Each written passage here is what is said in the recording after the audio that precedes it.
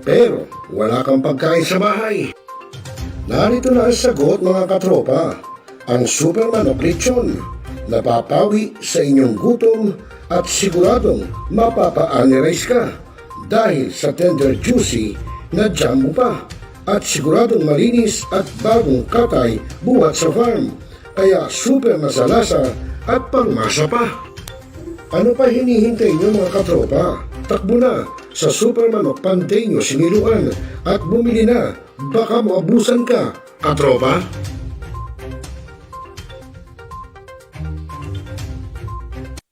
Now, we are Talakayin. Biggest destruction of dangerous drugs worth 1.2 Rebisahin. billion. Opinyon. Malawaking.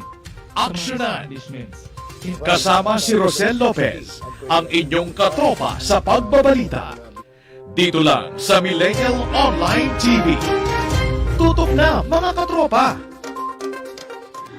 Barangay, pangunahing unit ng pamahalang lokal kung saan dito pinag-uusapan ang bawat sigalot ng mga residente ng bawat barangay.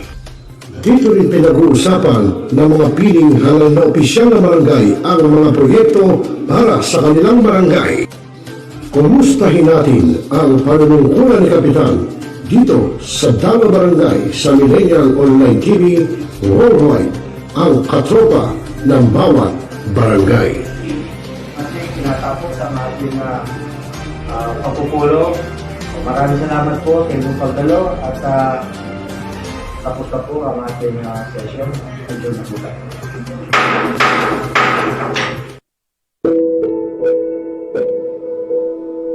Ikaw ba'y nag-iisa? Nalulungkot? Dahil iniwan at ipinagpalit? Niloko? Ngunit minamahal? Kung ngayon, i-type sa inyong mga cellphone, Facebook o YouTube man ang Millennial Online TV. Dahil nasa Millennial Online TV na ang online realista ng bagong milenyo, si Randall Villanos.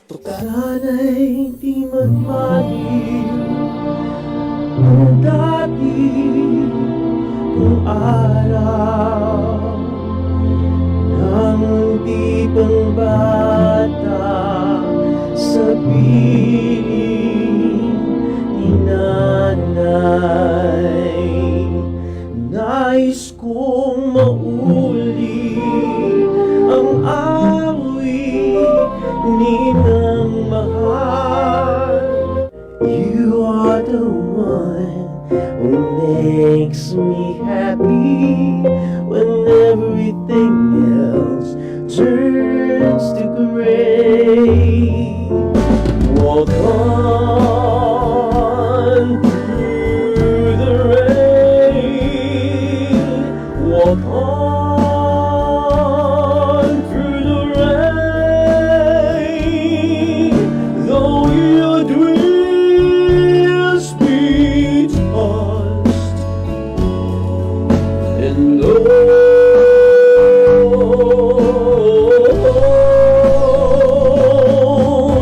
walk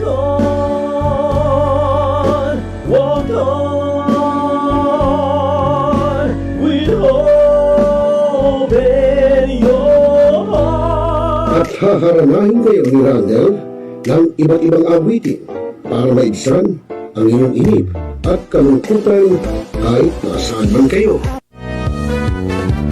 Hanggang sa tumanda. Come on.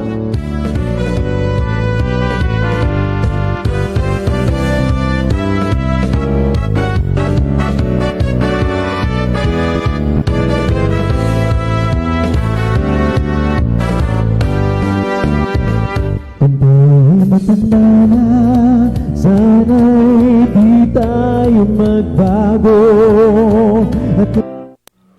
At pwede rin kayo makidulit kay Randall tuwing Huwebes ng hapon. Ano pa hinihintay nyo mga kamilenyo? Tawag na! Araw-araw ikaw ang gusto kong kasama. Ikaw ba'y nag-iisa? Nalulungkot dahil iniwan at ipinagpalit niyo ko ng iyong minamahal.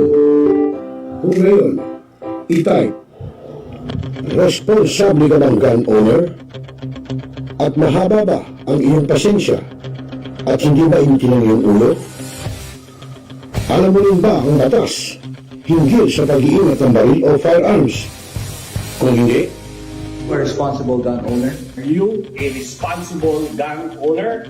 Are you a responsible gun owner? Are you a responsible gun owner? Are you a responsible gun owner? Are you a responsible gun owner? The PNP Civil Security Group would like to advise all firearms holders to renew their license to own and possess firearms and firearms registration within 6 months before its expiry date.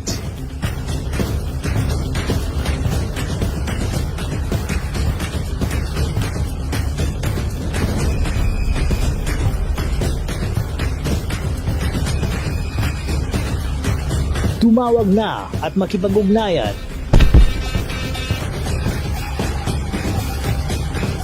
Be a responsible gun owner. One Gun Pilipinas ang sagot, mga katropa at kaganos. Dahil ituturo sa inyo ng One Gun Pilipinas o OGP ang lahat ng legal na paraan at proseso upang ikaw ay maging isang responsableng gun owners.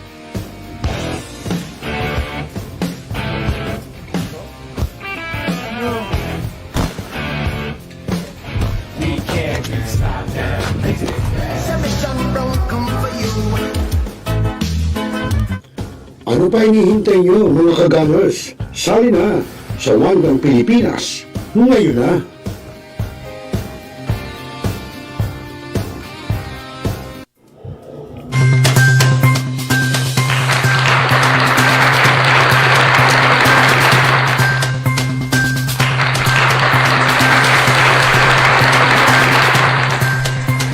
Ayun ha, magandang gabi Pilipinas. Abay, magandang gabi sa ating mga katropa, sa ating mga katoto. Abay, magandang gabi po sa inyong lahat.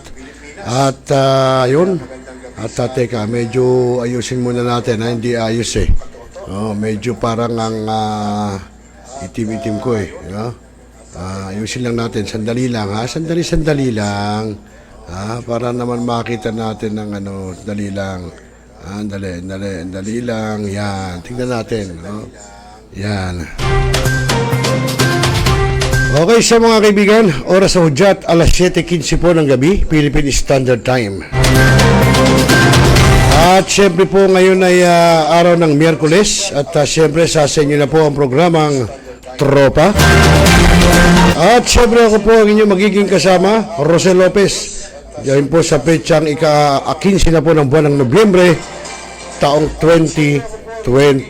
Ayan, medyo ngayon po ay araw ng sahod, yun po yung mga mister. Yung mga iipitin nyo na. Dahil pag uwi nyo po ng bahay, hindi nyo na mababawi kay Commander-in-Chief yan. Hindi nyo na mababawi kay Commander-in-Chief.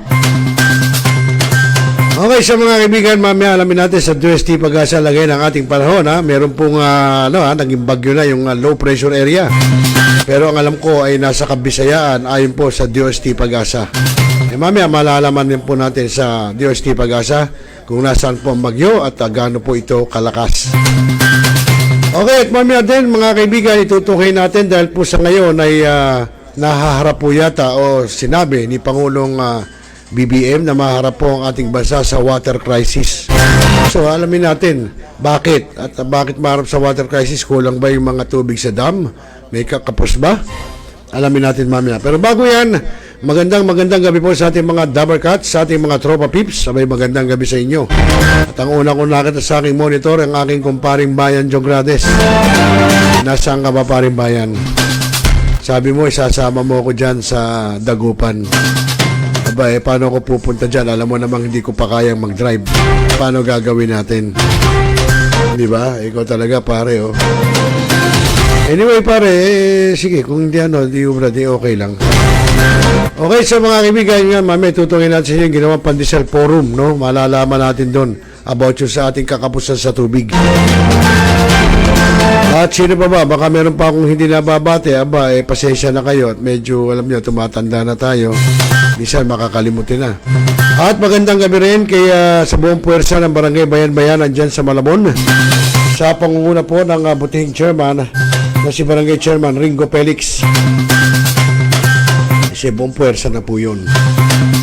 At kung di ako nagkakamali, basta condolence po kay Waling Cordero. Kung sino man ang namayapa sa iyong relatives, abay, condolence. Okay, so mga kaibigan, teka muna, meron ako nakikita sa ating monitor Teka, hindi ko lang masyadong kung sino-sino Ayun, ayun, si Art Gubatan, ayun, si Art Gubatan, ayan, magandang gabi sa iyo. Si paring Art Gubatan na nakalimutan ako, magmula nung eleksyon, nakalimutan na ako. Di bale, okay lang. Oo, wala talagang ganun Okay, so mga kaibigan, at yun, tungkol natin patagalin, abay, alamin na natin sa DOST PagAsa ang lagay ng ating panahon. Sabi ko nga sa inyo, abay may ulan kaya nga magbaon kayo ng mga kwan. At si ating mga kagunners, yung One Gun Pilipinas, magandang gabi sa inyong lahat, sa aming lahat. Ayan, unang ko nakita sa monitor ko si Kuya Mark Candido. At siyempre si Admin AJ Maghinang, magandang gabi rin. At siyempre po kay Corixman, ang utak ng One Gun Pilipinas. At magkita-kits po tayo sa December 10. Diyan po sa may SMX, sa may MOA. May mag-get together, magkakaroon ng mga parang lahat pag-uusapan na po ron. Okay, so mga kaibigan, at alamin na natin sa DOST PagAsa lagay ng ating panahon, para naman ika nga malaman natin, ano ba, nasa ba ang bagyo, gaano ba kalakas ito, para naman hindi tayo, alam natin kung ano dapat natin gawin, di ba? Para lagi tayong nakahanda. Alerto, sabi nga. Okay mga kaibigan, panoorin po natin.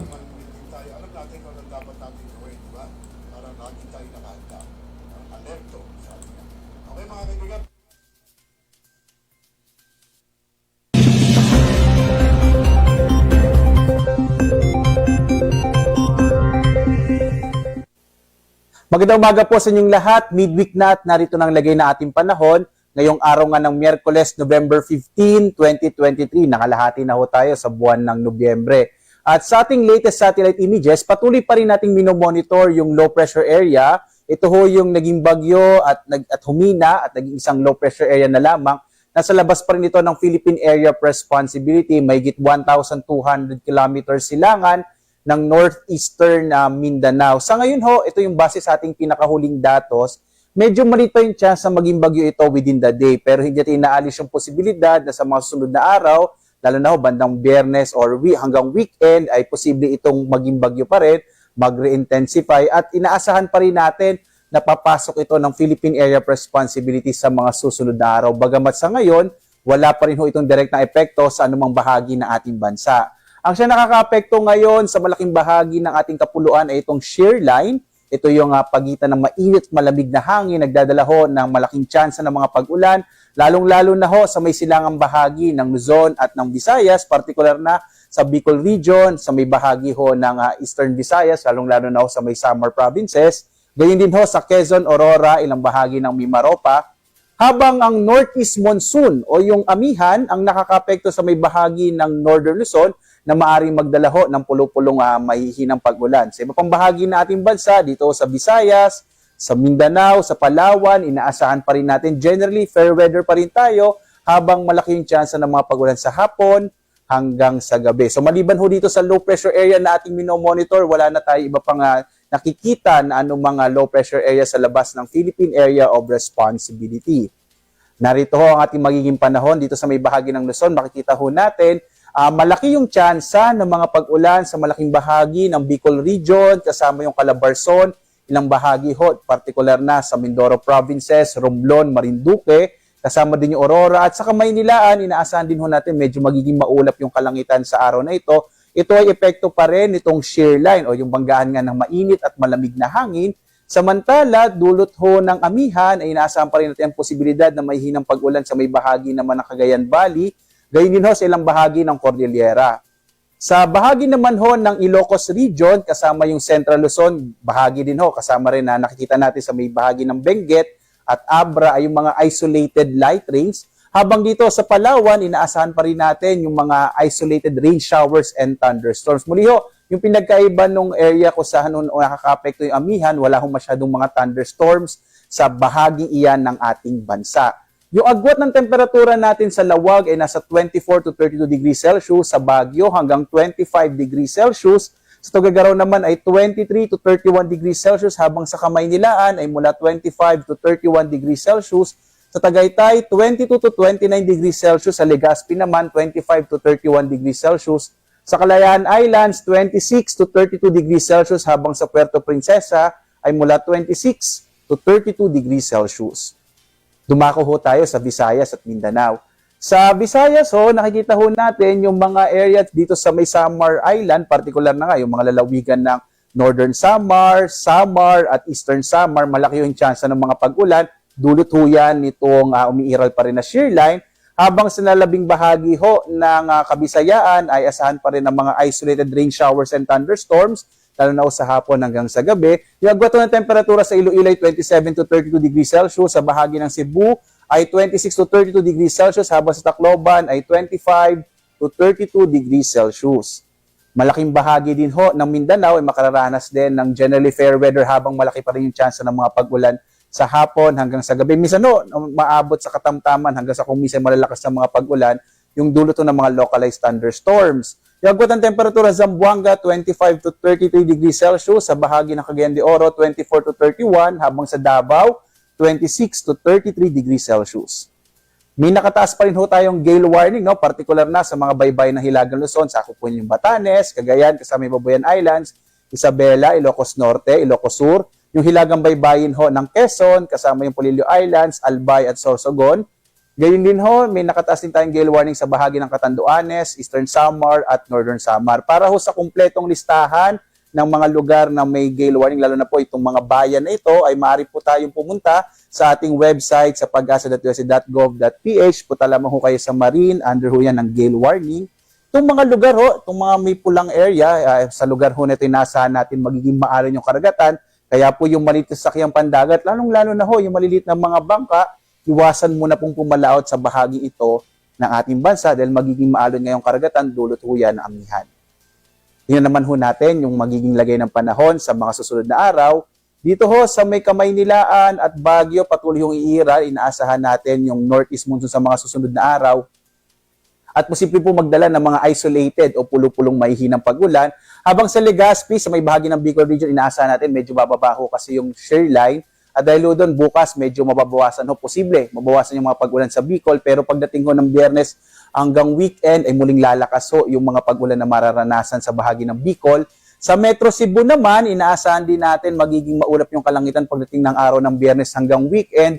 Kaya din sa Metro Davao, inaasahan ho kasi natin sa mga susunod na araw ay lalapit ho yung low pressure area at muli makaka-apekto din yung shear line. Kaya po posible pa rin yung area ng Eastern Visayas at Eastern Mindanao, kasama din yung Bicol Region, lalo na bandang weekend, malaki pa rin yung chance ng mga pag-ulan. Sa Kamaynilaan, yung agwat ng temperatura in the next 3 days ay mula 23 to 31 degrees Celsius. Sa Baguio naman, nasa 15 to 24 degrees Celsius, habang sa Legazpi, 24 to 32 degrees Celsius. Sa Metro Cebu naman ay mula 25 to 32 degrees Celsius, habang sa Metro Davao ay mula 25 to 32 degrees Celsius.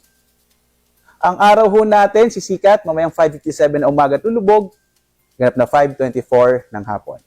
At sundan pa rin tayo sa iba't ibang mga social media platforms kung saan ho tayo nagbibigay na update, particular na pag meron tayong mga thunderstorm advisories, mga rainfall information. Maaari tayong pumunta sa ating website, pagasa.usa.gov.ph, pwede rin ho sa ating X, sa Facebook at sa YouTube.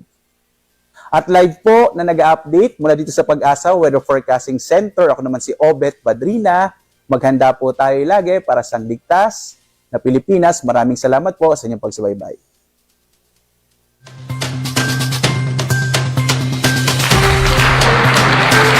Ayan, Maraming salamat sa iyo, katropang Obet Badrina. At nagatid sa atin yan sa oras na alas 7:26 po ng gabi, oras sa buong Kapuluan. At congratulations nga po pala kay Director Benedict Abaygar ng National Press Club of the Philippines. Dahil siya po'y nabigyan ng parangal bilang Most Outstanding Director, no, ng National Press Club. Congratulations sa iyo, Boss Benedict Abaygar. At yun mga kaibigan, at yun sabi ni paring Roger Yabilio, aking kabatchmate, no, aking kaklasmate, pa-shoutout daw, shoutout paring Rosel. Abay, magandang gabi sa iyo, ha. Ngayon ka lang yata nanood at ngayon ka lang yata nag-open ng messenger mo. At sabi naman ni paring Ad Kubatan, ikaw naman preo, alam mo naman na nasa Singapore ako, nagpapahinga ako after ng eleksyon. Ikaw na paring Ad. Sipin mo kaya sa susunod pare na taon, umumpisahan ko na dumikit din sa mga politiko para naman makapunta rin ako na Singapore. Okay, magandang gabi rin kay Ma'am Merly Oreines. Rainy evening po, Sir Rosel. Happy watching daw sa lahat. Yan po si Ma'am Merly Oreines mula po sa Zambales sa Press Option Meat Shop. Okay, so mga kaibigan, alas 7:28 na. Nako, ang bilis ng oras. Doon nagmamadali. Basta magandang gabi sa iyo, Los Biminda. At syempre sa lahat po ng ating mga katropa pips, sa mga Dabber Cats, at syempre sa mga millennials, good evening. At yun mga kaibigan, at tulad ng sinabi natin sa inyo, yung pong ginawang Pandesal Forum, kung saan po about sa kakapusan natin sa tubig o water crisis. Sa inyo ba? Minsan, di ba, tulad ngayon, siyempre, ngayon may sasabi pa natin, hindi naman tag-araw na, pero mahina ho tulo ng ating mga gripo. Napansin ko yan, di yung katulad dati, malakas pero yan humihina. Yun nga, baka ito may kaugunayan ho doon, no? So, alamin natin sa sinawang Pandesal Forum, dyan po sa Quezon City, kung saan ay pinangunahan po ng moderator na si Wilson Flores. No, alamin natin sa kanya at sa mga panelist, no, ng forum kung bakit at anong dahilan at ano ang dapat na gawin. Narito po. Well, good morning. Good morning, everyone. Welcome to Pandesal Forum here at 84-year-old Kamuning Bakery Cafe. We have a very important topic. Some people do not know this topic is very urgent and important. 6 months ago, President Bongbong Marcos made a speech in March this year saying that Philippines is headed for a water crisis. Sabi niya, thank you to Engineer Richard Tan for reminding. I was at a reception, a birthday dinner, and then we discussed, I discovered from Engineer Richard Tan over there, he's the humble, very accomplished engineering firm boss. He said he and his friends from Sweden have something to offer the Philippines. President Bongbong Marcos in March this year said the Philippines is facing a water crisis with 11 million families here in the country still lacking access to clean water. Also, I researched, when you Google water situation in the Philippines, there are many articles citing the problem that we face. There is one article saying the United Nations and UNICEF, they have a data. I will verify later with our brilliant speakers beside me, led by Mr. Alec Pala and the others. UN and UNICEF data showed here in the Philippines, 53% now of households or families lack safely managed water supply, and 39% of households nationwide lack safe sanitation. I think it follows, if we don't have clean water supply, we don't have safe sanitation.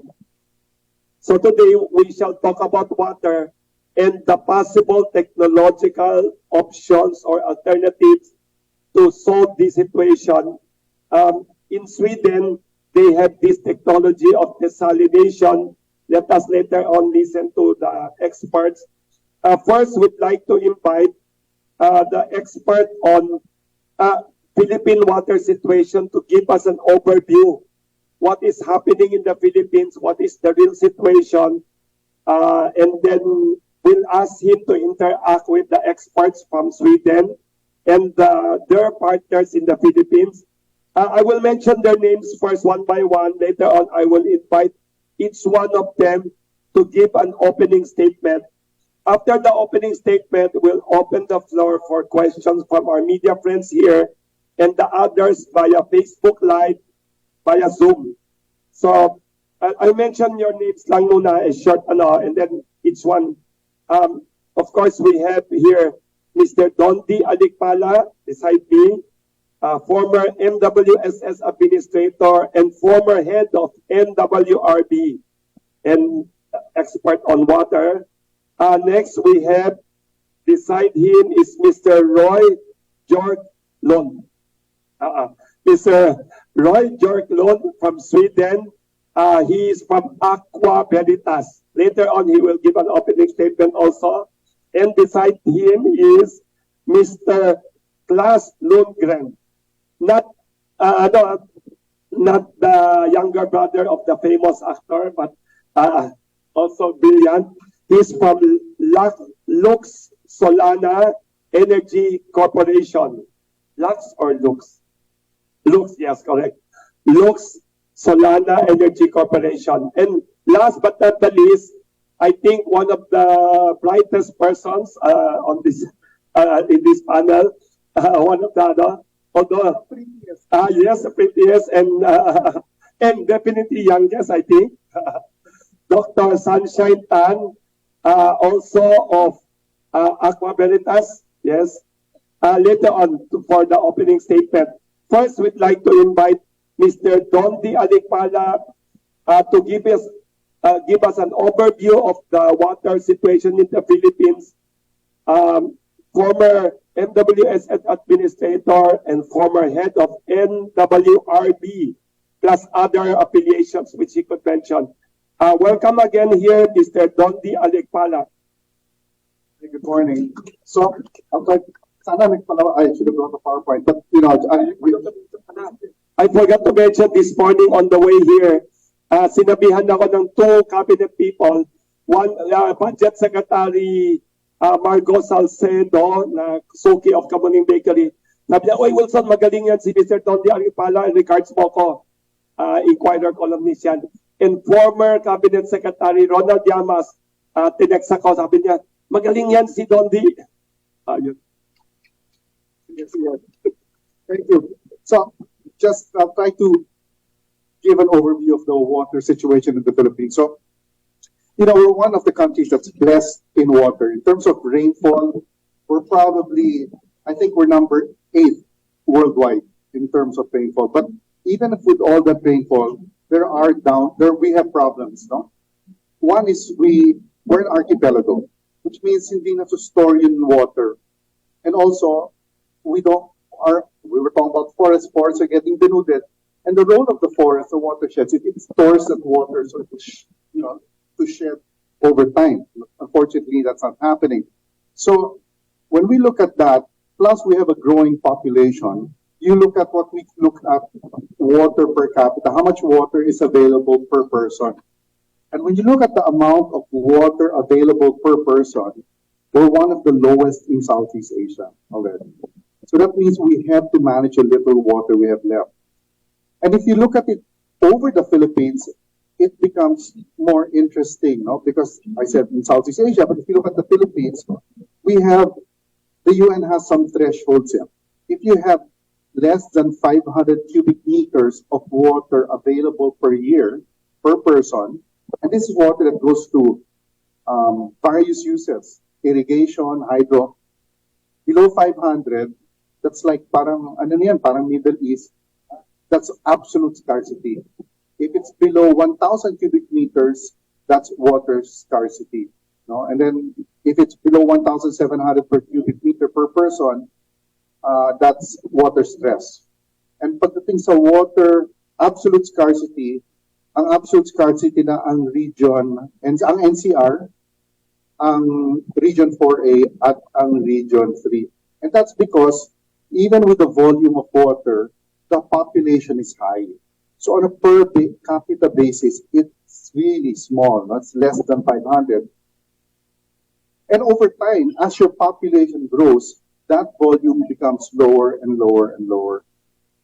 So in the annual poverty indicator survey of 2020, ang sabi nila, 54, aside from the data that Wilson pointed out, only 54.1 persons or 54.1% of families in the Philippines have household connections. Only 54. So that means in balance, either they get nagpipila balde in communal faucet, or they have to get from point sources, mga wells, they have to go to the river, mga ponds for their water. What's also interesting is of the 54.1, actually if you break it down per region, I think only 3 regions, I forgot which, have over 50% actually, and 92% yata NCR na. So most of the regions, of the 17 regions in the country, about 14 regions are actually below 50%, and mostly up to 30%. So in 2019, if you remember, nawalan tayo ng tubig, people were getting water from the city. That's a regular occurrence outside Metro Manila. Most people don't have access to that water, and if you don't have that water, people get sick. It's hard to push for economic development. Some children will not go to school. Sabihin natin kung babae ka, may period ka, hindi ka na napapasok kung walang tubig yung eskwelahan. So maraming issues related to not having water. Another interesting is like in that same studies, more than, I think 48% of people in the country have to rely on refilling stations, 48% refilling stations. And then in urban areas, it's more than 50%. So that's water. But I don't think it's that dire. I think it's a problem of management. We can manage. Because if you look at a place like Singapore, it has no watersheds. They're able to provide water. If they can do it, we can do it. And desalination is one of the ways they're doing it. They also, in drainage nila, kinokollect yan. Pupunta sa reservoir. Tayo, yung drainage natin, pinatapon natin. And then also, they have something called new water, which is sewer water, which they clean. Now, our problem in terms of, speaking now of sanitation, the definition here kasi is how many people have access to toilets. And it's over 80%, but it's still not good enough, no? Because that leads again to disease. So, but on top of that, in terms of the water volume that we treat, siguro wala pang 10% of the whole country. We don't have specific numbers, but in Metro Manila, siguro mga 26% of the water is treated, and sewer, we don't have data on septage. So, we still have a long way to go. But we don't, when we manage water, I'm hirap if you look at the whole country, but we can do it city by city, province by province. There are ways to do it. So is it a water scarcity issue? It's probably a management scarcity issue, because if Singapore can do it, we can do it. And there are many ways that we can do it. But we have to be a little more creative, and the awareness has to be high. So I appreciate fora like this because it helps push for that awareness. Because in Singapore, it's really important for everyone to know what the situation to water is. So may pusa sila to even try to cut back where they can. And it's also the same mentality you see in Europe.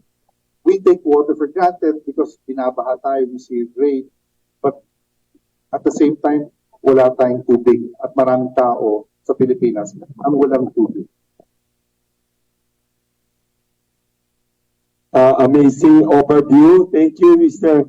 Bondi Aligpala, for assessing the water situation, actually the water crisis situation in the country. Later on, we could ask him questions. Next, we'd like to invite for opening statement, hopefully to provide a good solution to what Mr. Aligpala just presented to us, Mr. Roy Björklund of Sweden from Aqua Veritas. Welcome for your opening statement. Hello. Yes. Good morning, everyone.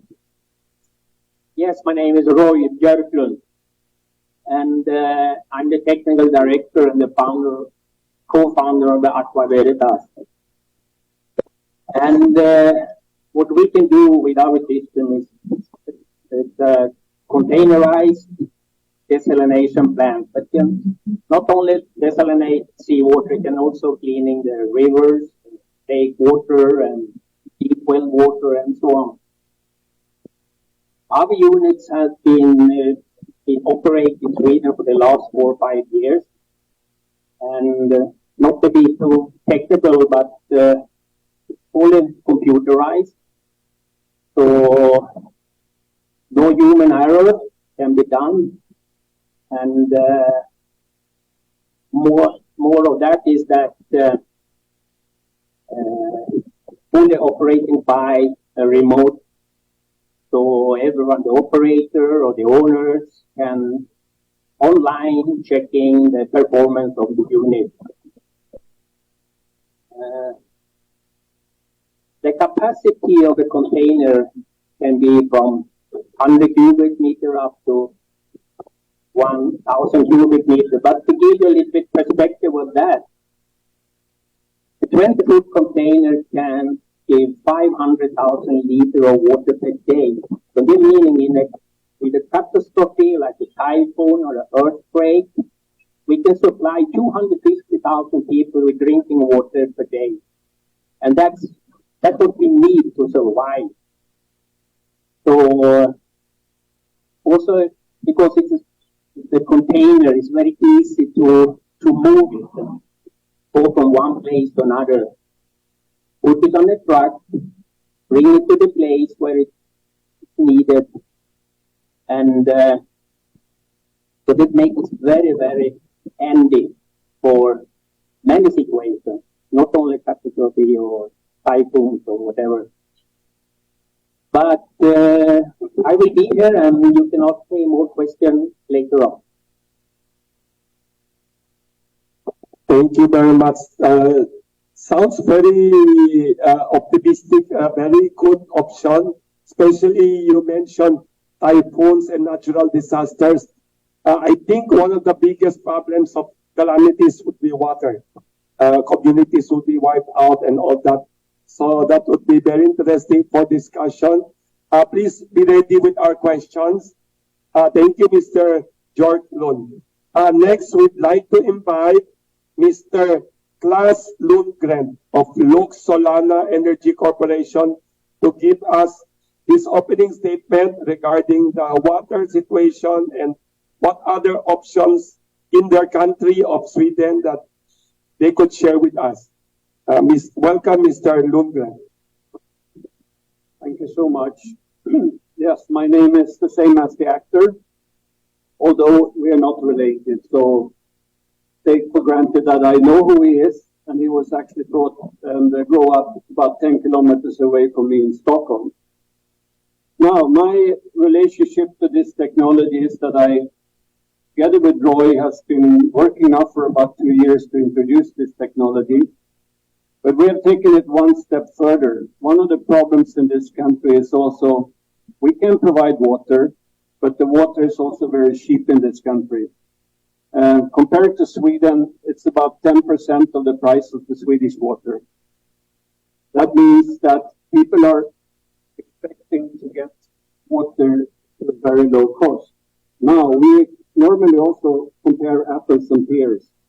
Unfortunately, the water that is in our taps, people are very, very seldom drinking that water, particularly in the big cities. But this technology is specifically suited for this country because it's, as Roy said, flexible with the container. It can be put up anywhere. And as this is an island, an archipelago country, this is absolutely perfectly suited. But the price is, of course, a challenge in itself. And the reason for that is that, of course, this container uses electricity to produce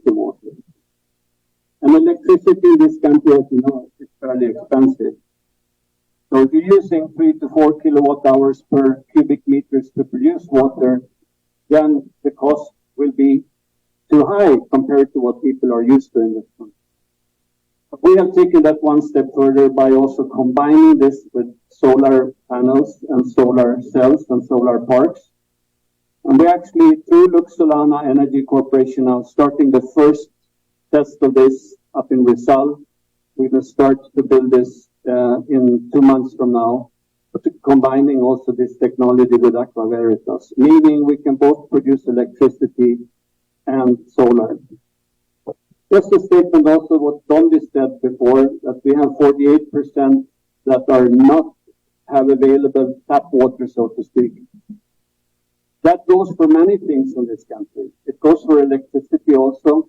It goes for internet.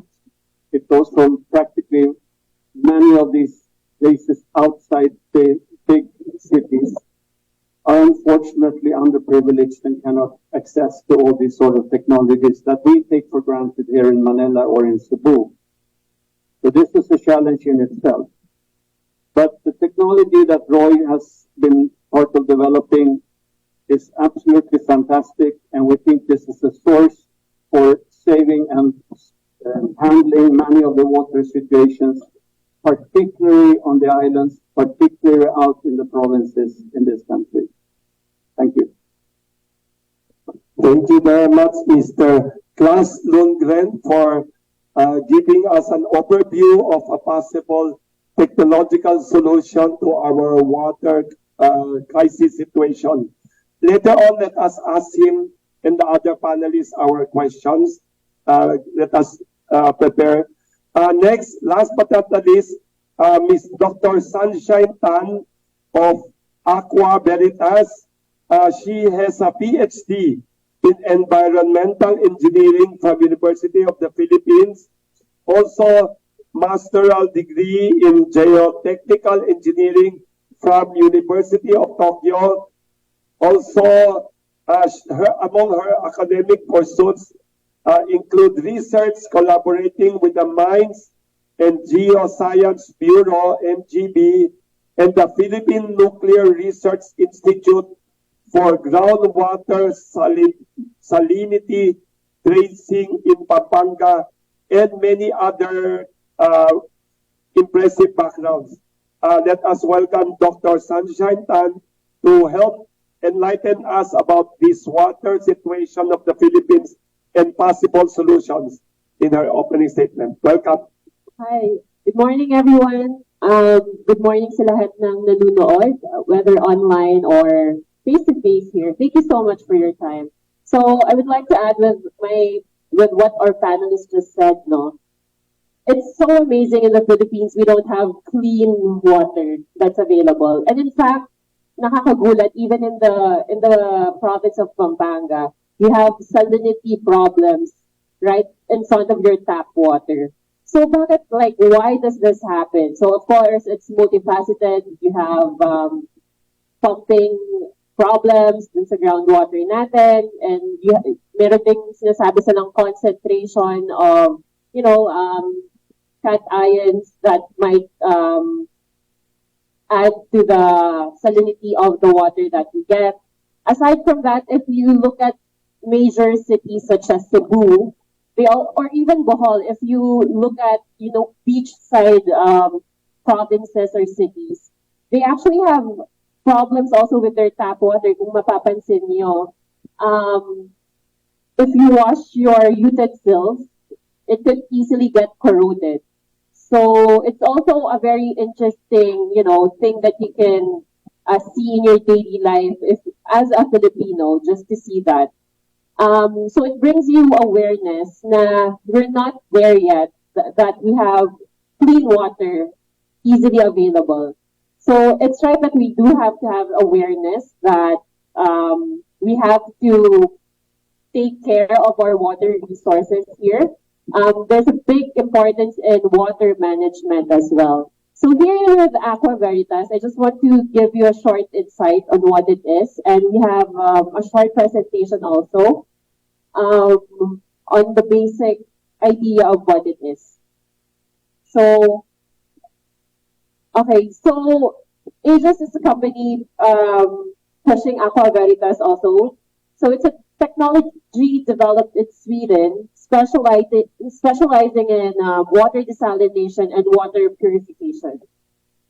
So what sets it apart is that it's a computerized desalination plant. So eliminating most human errors that can lead to downtime and costly maintenance. Actually, one of the big problems with our water suppliers is that sometimes meron talaga silang downtime. And usually it's because of human errors. So for this system, it's actually fully computerized. With the next slide, I just want to give a background on what cleaning water is. So we have different stages. The smallest stages would be microfiltration. So maybe that's what you get from your water supplier. Kung bibili kayo sa mga water refilling stations, that's the lowest filtration that you can get, that you can drink. So among that line, reverse osmosis is the highest form of cleaning water because it can also take out, siya lang yung kaya mag-take out ng ions, which is, for this one, it's salinity, it's a seawater. So isipin nyo yung seawater, kaya niya gawing drinking water, which is really amazing. So reverse osmosis is the highest form of cleaning or filtration. Okay. So Aqua Veritas actually uses reverse osmosis. Okay. So for the next slide, so Aqua Veritas, what sets it apart, nasa loob siya ng isang container. It's a mobile container. This is an actual photo of Aqua Veritas being used in Sweden. So all of the filtration system is inside this container. And obviously you can move it all around wherever you are. So on the next slide, this is inside Aqua Veritas. So this is the filter. That's actually the most expensive item inside this container, because this is the one that who is responsible of cleaning or taking out all the impurities in your water. Okay, and for the next slide, so this is just another point of view inside the container system. So you have the whole system here. And then the next slide. So everything is IO certified. So there's also a quality there that we make. And for the next slide. So actually, there's a container now being used in Sweden. Next slide. Next. Okay, so let's go to Sweden and see if you check on the Google Maps. Next slide. You can actually see the container there if you Google, and the pump that is the source of water that is being cleaned by Aqua Veritas. It's actually supporting a small village now in Sweden and supplying water there. So they're getting their water supply from their lake. Next slide. So actually, we can also do a live demo of Aqua Veritas, which is a fully automated system. So there's actually a website where you can run the whole machine. So just imagine you're in the Philippines and your container is somewhere in Sweden. You can actually run it through technology now. Next slide. So this is just to show you what the system looks like. So it's very easy. It's like just really, you can even do it on your phone. Just to turn the machine on and turn it off, easily doable in this technology. Next slide. And of course, it logs all the information that your technician might need. So everything is recorded. And then the next slide. So everything looks easy. It's like having an app in your phone and just being able to use it easily. Very user-friendly. Next slide. So otherwise, if without technology, like for any other no technology use, you'd have a lot of people doing it.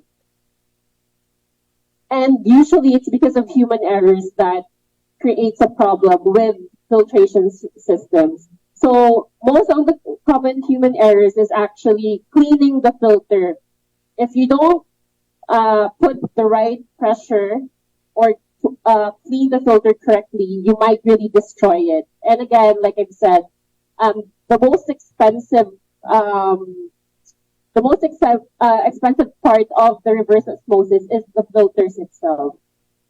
So those are pictures of it. And for the projects that are currently using reverse osmosis or aqua veritas, we have a place where they use lake surface water to provide clean water to the village. And then the next would be this place where they use it in a harbor environment. So even harbor water, you can use it. Actually, for this equipment, you can even use it in Pasig River, right? So imagine having drinking water or purified water right from the Pasig River. And this is even used in golf courses where you can provide irrigation for it. Okay, so that ends the short presentation, and in Swedish, the end is slut. Okay. All right. Thank you so much. Thank you, Dr. Sunshine Tan, for giving us a very exciting alternative. Hopefully, we could get, we have questions already here from our media friends. We have several. Ladies first muna, no? Ay, dito muna sa, the other ladies first, ito pa. Sinong may microphone sa kanila? Sinong, Larissa, pwede paki-assist sila? Saka dito. Please state your full name and the place where you're from, what media entity pala. Yan. Ay, walang microphone. Paki-ayos lang. Yes. She's one of the earliest here. Si Sheena. Yes. Taga-SMNI. Yes.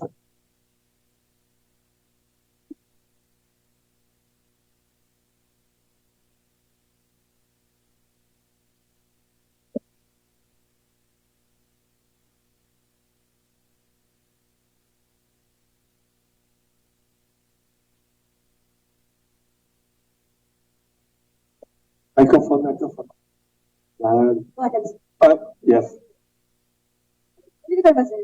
Yes, kaya pag-ulit. Okay, sir. Full name muna. Sheila po from SMNI News, sir. Ano po yung nakikita nating solusyon, sir? Doon po nga sa sinasabi ko kanina na maraming mga areas po dito sa Philippines yung walang access sa malinas na tubig. And at the same time, dito naman po sa Metro Manila, sir, may access nga sa tubig, pero yung water quality naman din yung problema. May mga ilang lugar po dito na naninilaw yung tubig na lumalabas sa kanila. You have to look at it from a very holistic solution. No? On one side, so there's a supply issue, but there's also a demand issue. On the supply issue, we're putting too many. First of all, hindi ako administrator ng MWSS at chairman. So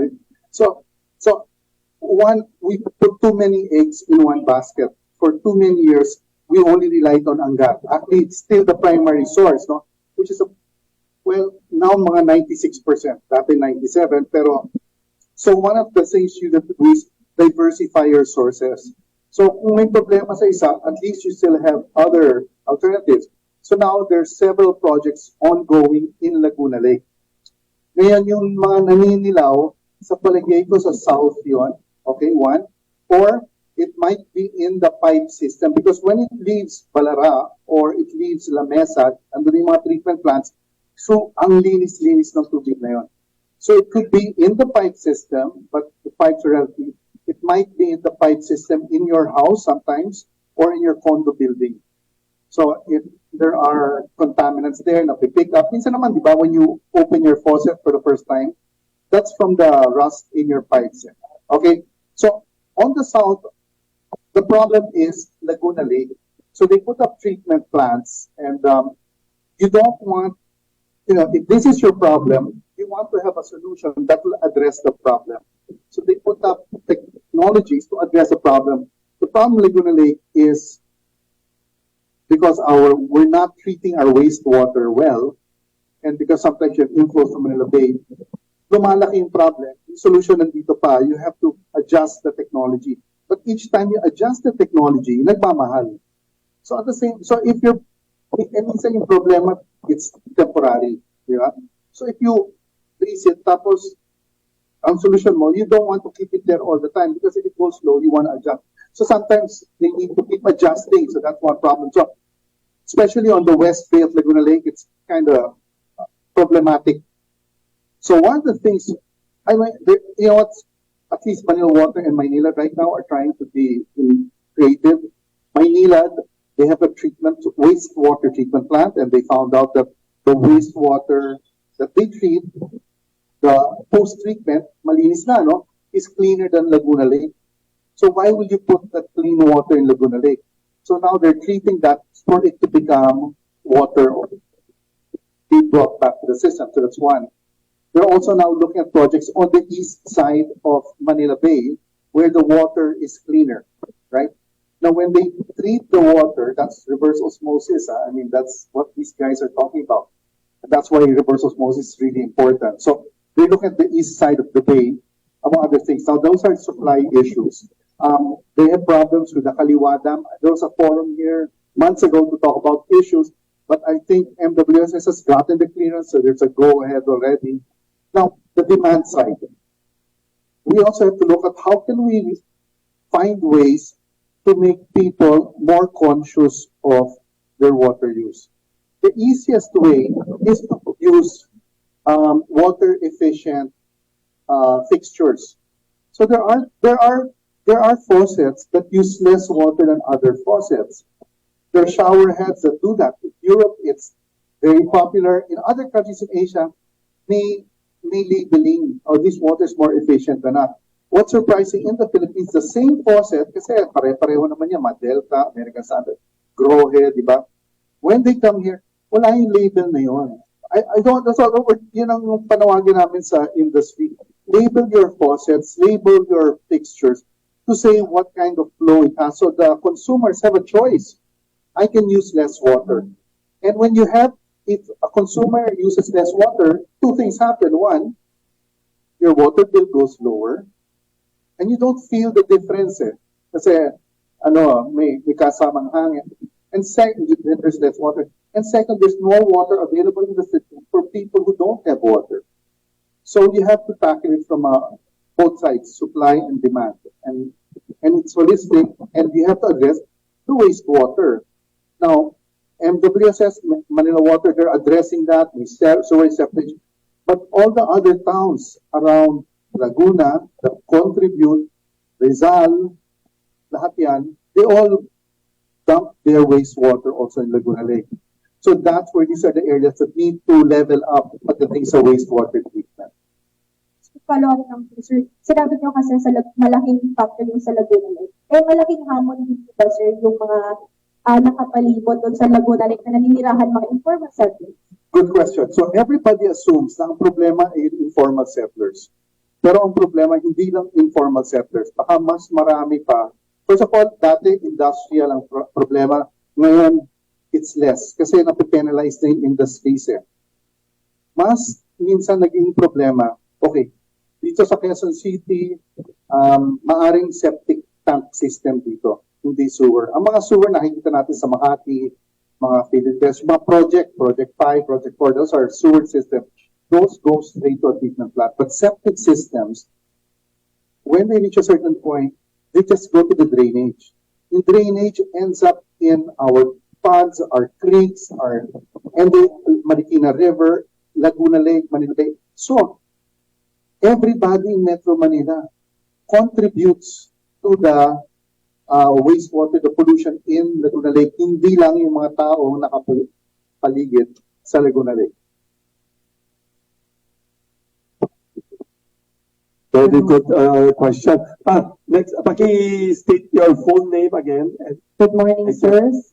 Mary Ann po from Radyo Pilipinas. Sir, to Sir Donji, kasi I heard, pinapakinggan po kanina yung sinasabi niyo, and you've mentioned na we have a management issue sa pagdating po sa water sa Pilipinas. And the President, during his SONA, he mentioned the need for a Department of Water Management. And sa pagkakaalam ko, parang nasa committee level pa lang yan ngayon. So do you think kailangan pong i-prioritize na ano po ang panawagan natin sa Congress? Kailangan bang asikasuhin na, madaliin na yung pagpasa dito sa batas? And also, sir, itong project or itong Aqua Veritas, viable or feasible ba to sa mga yung mga malalayong lugar sa Pilipinas na nangangailangan nung ganito? Kasi ang ganda nung idea para ang ganda, very modern pa siya, computerized. Pero yung sa mga malalayong provinces sa Pilipinas, kakayanin po pa siya. Ano yung pwedeng gawin ng Aqua Veritas to partner with the LGU ba? Ano yung recommendation niyo po? Thank you. I'll throw a question. What agency is in charge of water and sanitation in the Philippines? Sino ang may pananagutan para malaman kung if we're doing to compel? Anyway, ang sagot yan, wala. There's no agency responsible for water. Ang MWSS, Metro Manila lang. Ang LUA, Local Water Utilities Administration, they're responsible for water districts lang. And there are only 530 plus water districts in the country out of 1,600 plus LGUs, right? So there are huge gaps. The role of the Department of Water, first, it's the same bill, the bill has what? Department of Water and Water Regulatory Commission. So parang ERC yan. To compel, parang may oversight sa water and sanitation.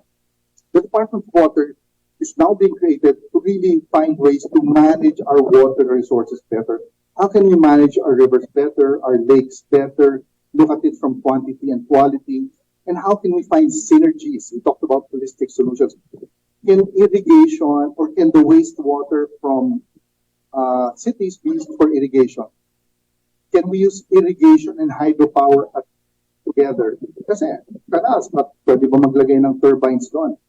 Can we find synergies between, can we use the same transmission pipes for water and irrigation? So, but you have to do it at a higher level, and that's, I think, the primary role of the Department of Water. How can we, should the drainage system be used, managed better? How can we use floods? How can we harness floods? So that's what we want to see with this department, this institutional change. On the solution, desalination is expensive. You need power, and power in the Philippines is one of the most expensive. But is desalination the most expensive water? It's not the most expensive water.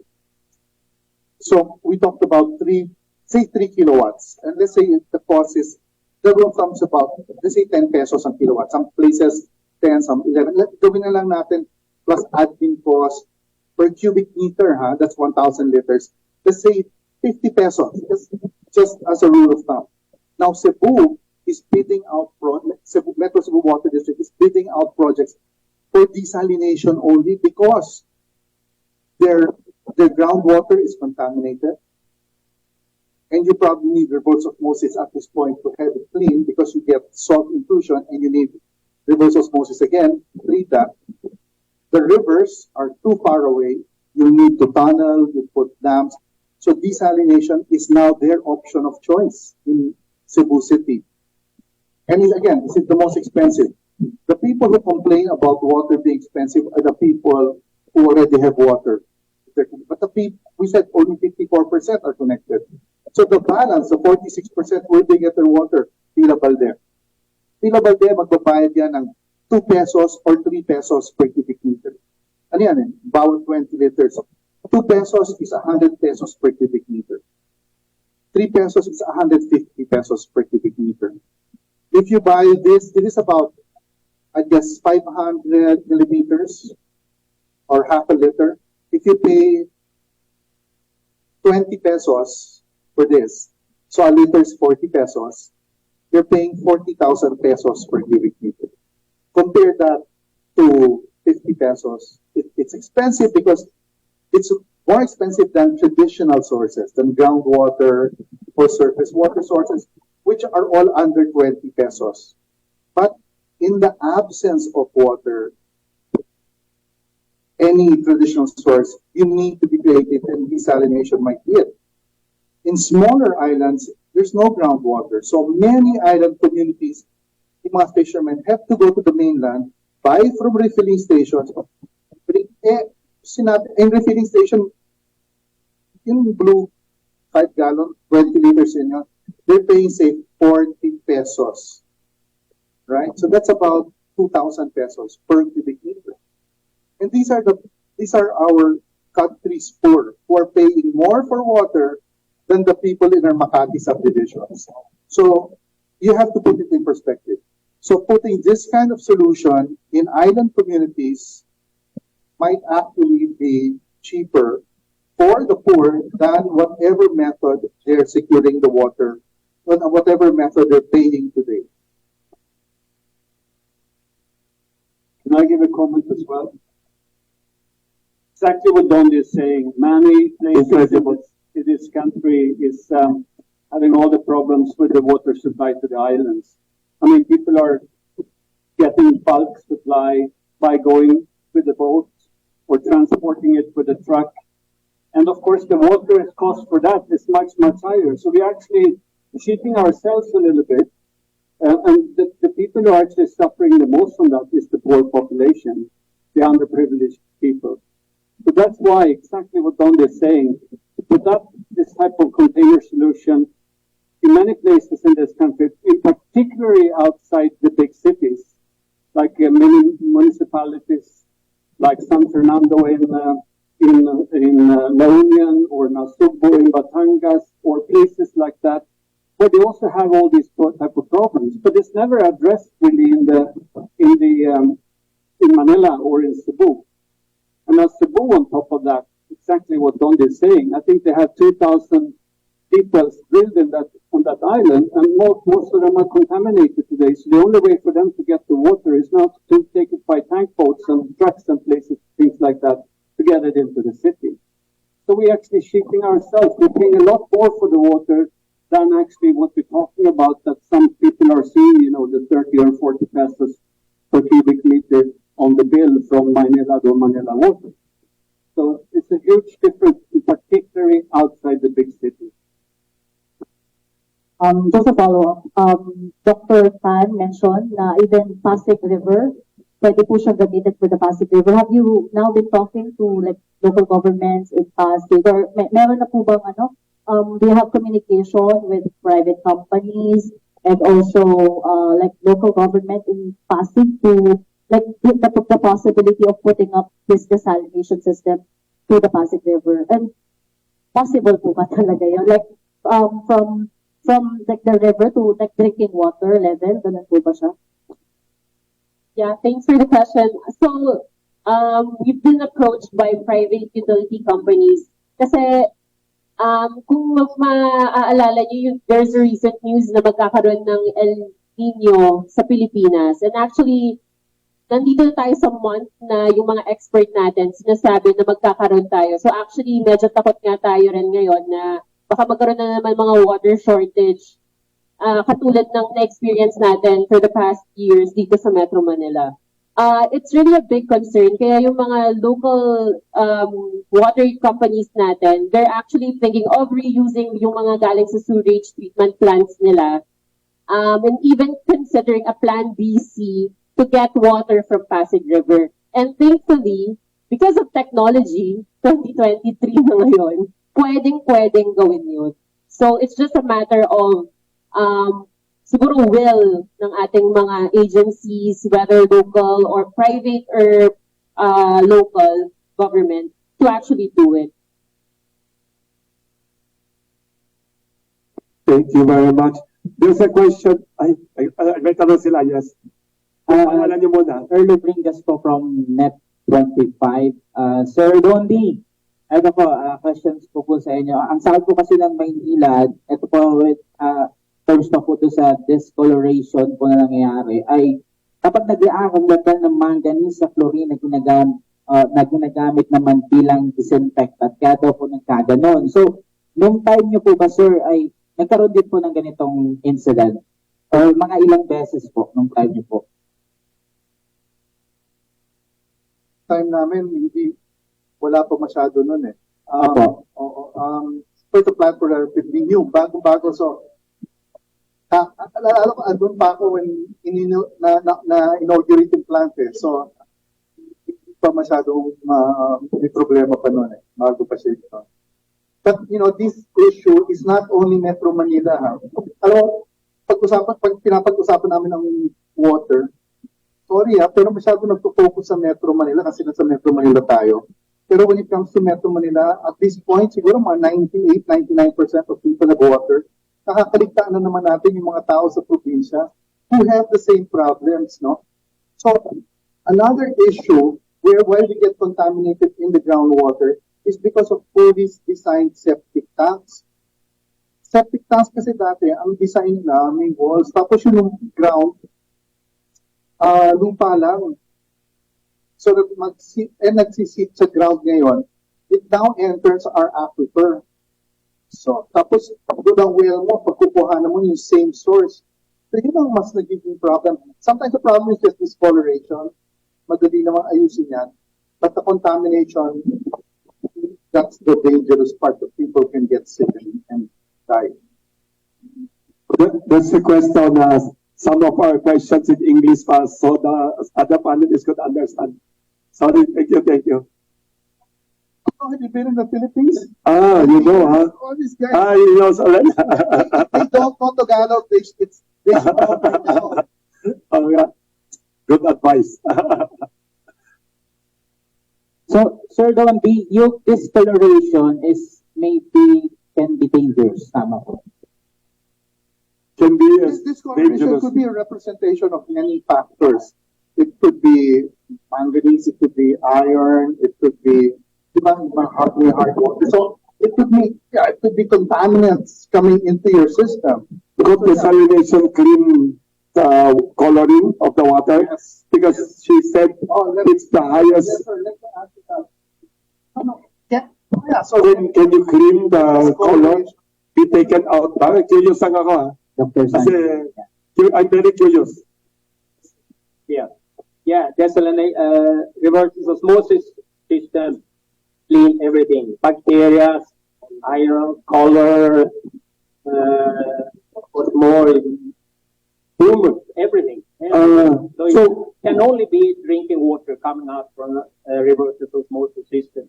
Doesn't come out any bad water at all. It can only be more or less depending on how dirty the raw water source is. For the sake of our viewers po or our kababayans here in the Philippines, for Aqua Veritas, can you explain to us, is there a danger when the manganese can drink by the human? May danger po ba? I missed that part of class about manganese. It's called. Actually, I'm sure there's like certain levels of manganese and other even ions or yung mga sinasabi na even arsenic. Actually, kasama yun sa pagre-research ng isang water utility company if a viable source, if a water source is a viable source for the community to use. So, kung hindi man, then they have to clean it up and reduce it to a certain level that it's actually at the standards of the WHO, I think. And even, I think we have local guidelines for such concentration. So, you'd be amazed even for arsenic.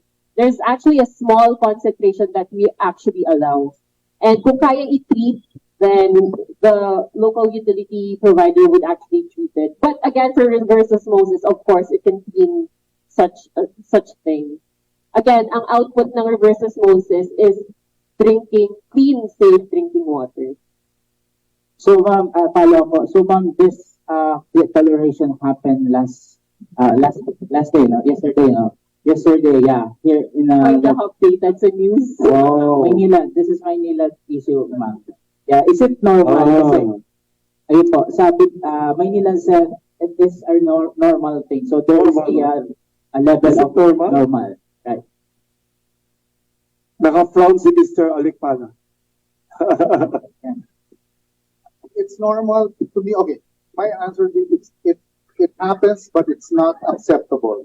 Very good answer. Because it could have been treated.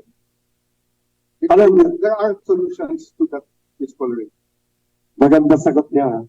You should go back to government. Para sabihin ng mga tao, crime is normal, but it's not acceptable also, di ba? Follow up on that. Yes. Ano corruption is normal. So follow up on that. So right now, the FWSS Regulatory Office is they saying that they're investigating the color discoloration of Manila. Do you agree on the action of FWSS? Especially in the part of the regulatory office, it's their job. The role of the regulatory office is they approve all the expenses of Manila Water in Maynilad. So, if Maynilad said, sabihin natin, every 5 years yan, or I'm sure people in the south have complained about discoloration, and if Maynilad, for example, had said, we're going to address that problem, we're going to put in this kind of solution, and then they're going to pass up costs off to the consumers, and then the problem still happens, that means the expense was not correctly incurred, right? And if it's the wrong solution, should it have been passed on the cost? So that's why the regulatory office is getting involved, and that's why they're investigating. Thank you. So what's your recommendation for the public, especially residential, maybe residents that are still experiencing water color discoloration? There's nothing you can buy. Okay, you know how we talked about refilling stations? People pay how much you pay, 40 pesos. That cost adds up. I don't know if you know how much your cost is per household, but my household or other typical household, mga 200 pesos a week. Some of the internal infiltration systems that you can put in your faucets or under the seals. Alam mo, siguro mapabawi mo yung cost niyan in 1 year, and it goes a long way if you're compared to in refilling station. And you can recover the cost, and it adds another layer of security and treatment for your drinking purposes.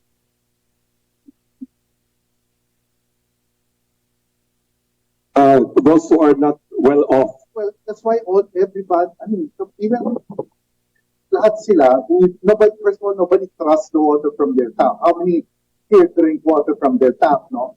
So the danger is drinking it. But you said, kids also take a bath in it, goes to their mouth. So temporarily, I think they have to rely on other sources for drinking water.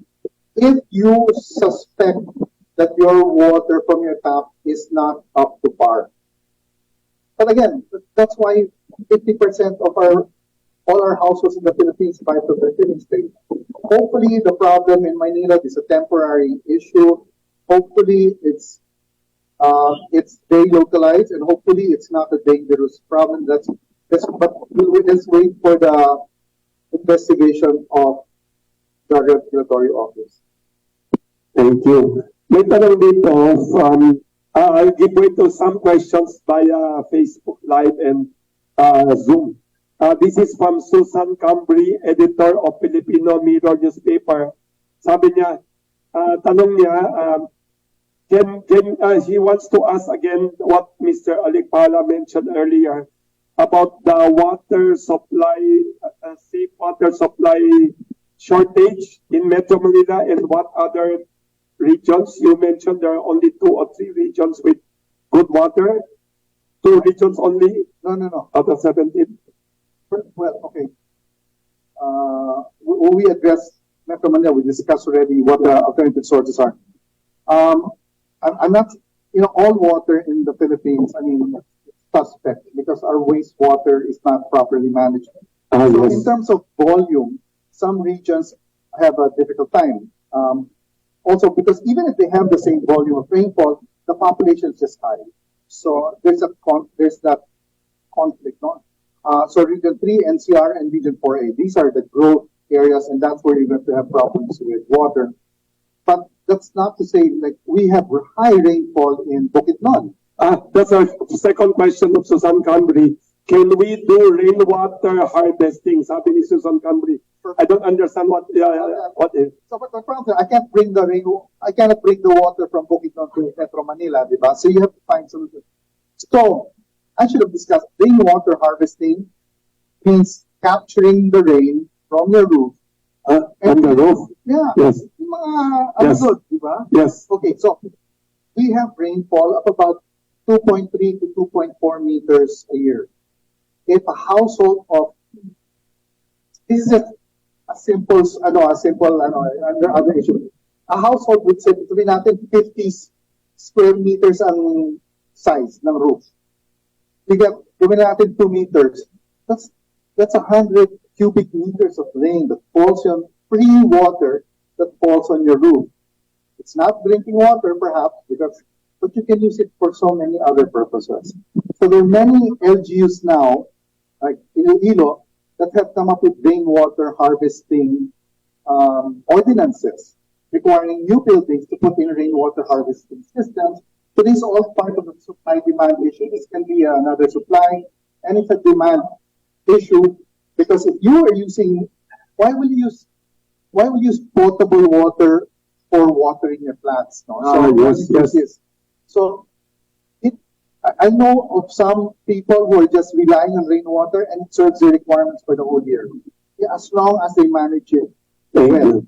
What about desalination? Can small subdivisions afford that now? Somebody asking here. Can subdivisions, communities in the provinces say they want to avail of your containerized subdivision? Is it practical? Like in provinces with cities with no water, can a whole subdivision say, all of us together pitch in money and go for that? Is it possible, or it should be government, it should be private sector companies, big ones? Yeah, I cannot answer. It should be the mayor. I can say that if the demand is like 100 cubic meters a day, of course, then they have to figure out how much they want to pay for the daily use or something like that. But this system produces drinking water of about 30, 40, 50 pesos per cubic meter, and then they have to do the math themselves. Yeah. Thank you. There's another. There's another question. I can add to that. I have been talking to about 10 mayors, 3-4 governors about this solution, combining it then with solar, just in order to keep the price low. Yes. And they're super interested, but the action take is obviously very long. A lot of political decisions, of course. And on top of that, the financing is lacking. But we can provide financing for this. But that's a great idea. So you have technology and you can also offer financing. Yes, we can. It's like buying a car. Yeah, you buy a car, the car seller could help arrange. Yeah, kind of. I mean, if we can get a couple of hectares for doing solar, so we can keep the price low on the water, and then we put up 1 or 2 or 3 of these containers, then we can do it. And then we can do it for a price that is less than $1 for 50 pesos per cubic meter.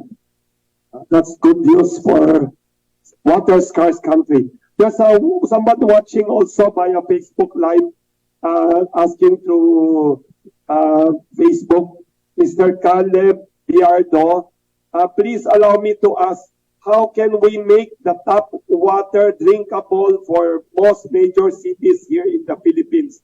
Thank you, Doc, for all your talks. He's parang very concerned about the tap water we drink from the major cities. How can we do it like?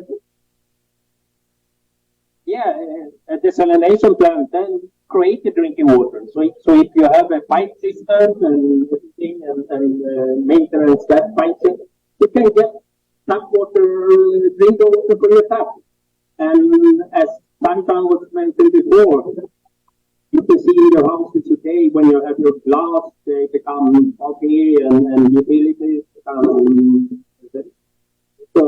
green and so on. So the desalination plant keep the drinking water directly from the tap. Yes. Thank you. There's a question at the back. Larissa, about microphone. Yes. Pangalan niyo please, your name. Angelina Cruz, Philippine Star. Everyone from Aqua Veritas. Yes. People. My question is, what is the difference between the Aqua Veritas company to the existing water concessionaires in the Philippines and the Water delineation is the removal of the salt from the water, seawater. Are you going to treat the seawater in the Philippines? Because the water concessioners now are treating only waters in the river, in the lakes, and wastewater. So, are you planning to invest here in the Philippines and inform how water desalination is much better with the existing water? That's a good question. Can we use the seawater desalination? Can anyone answer? Yes, of course we can. I mean, desalination is not the new technology; it's an old technology. You go to Israel, for example, Saudi Arabia, Dubai, and all that regions in America, Singapore. They have desalination plants where the raw water source is seawater. Thank you. Is it more expensive, the water desalination, or through the existing treatment that Manila and Mani waters are using? Yeah, reverse osmosis, that's the most expensive way to make drinking water, yes. But if you don't have another choice, you have to take it. That's what we say, that the cost per cubic meter is around 30, 40, 50 pesos per cubic meter. And as Tony mentioned before, if you compare that to the bottle price, it's cheap water, really cheap water. For Dr. Tan, is it more potable if the water will treat under water desalination? Why? Is it safer, more potable? No, so it just wants to say that even for salt water, reverse osmosis, Aqua Veritas can clean it to drinking water. So whether or not, because you can imagine, perhaps salt water is it's the hardest water source to clean. So you have salt water, you have river water, lake water. Among those groundwater, even among those options, salt water is the most it's the hardest water source to clean. So below that, Aqua Veritas can for sure clean all of it. So that's just the point of having Aqua Veritas reverse osmosis as an option here in the Philippines. Because again, we are in an archipelago. I think most of our water source comes from groundwater. But why not also explore water source from the sea? So having this technology, very, very possible. Thank you. One more question for Sir Alipana. The Angat our facility is undergoing rehabilitation for 61 days. Being one of the top official of MWSS before, is there any effect in the supply of Metro Manila? Depends what aspect of Angat, because Angat provides irrigation for Bulacan and parts of Pampanga. It provides water supply for Bulacan, and it provides water supply and may hydropower component. So it depends what aspect of Angat is being rehabilitated.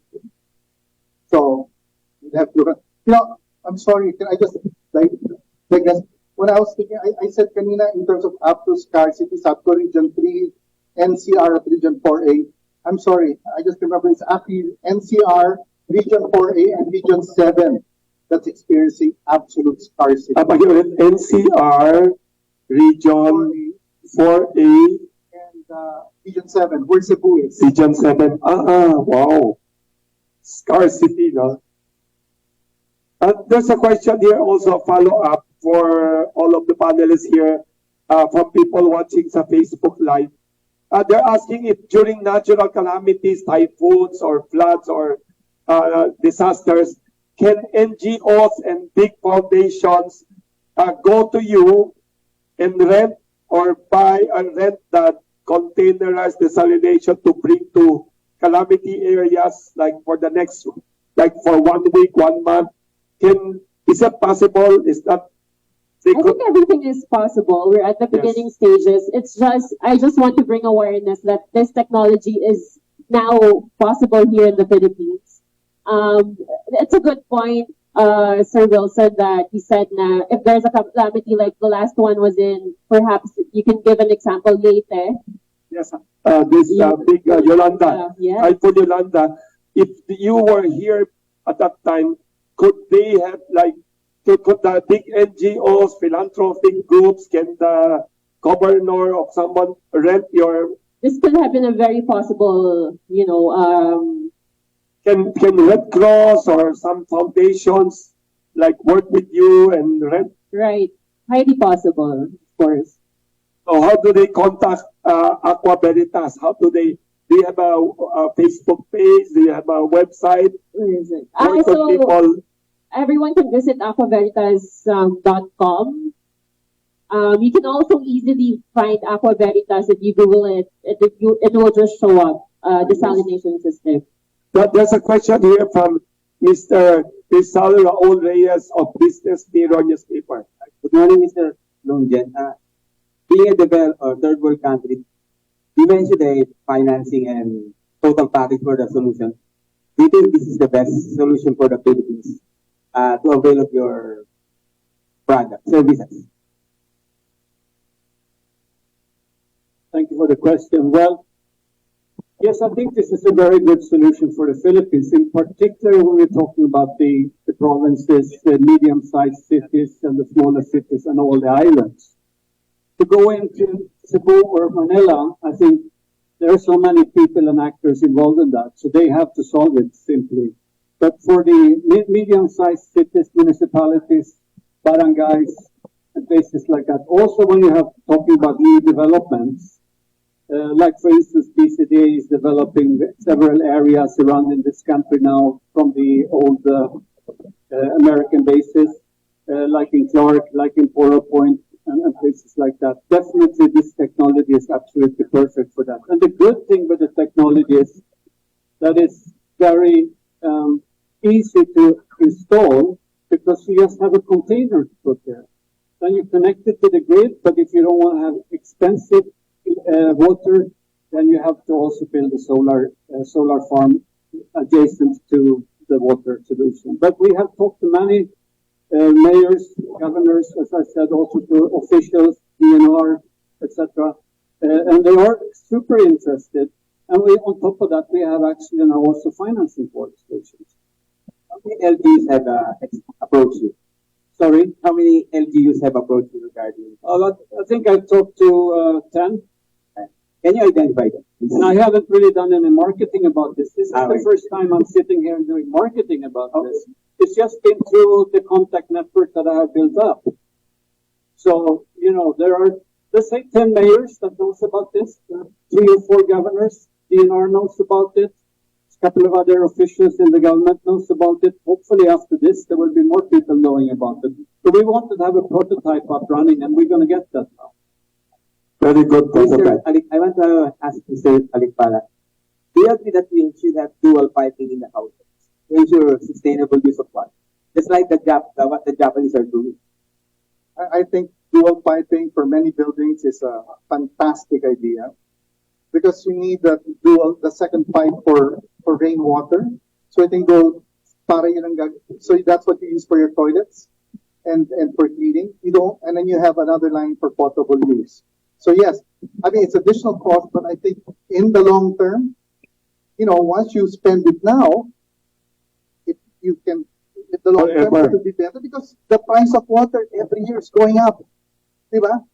Like the price of eggs and vegetables, so everything going up. So you pay for it double piping now, so that you at least your costs is upfront. And rice also now. It's like rice. What's not? I took a Grab coming here. It's even that went up. Even Grab going up also. You're from Pasig, tama? I know. Wow.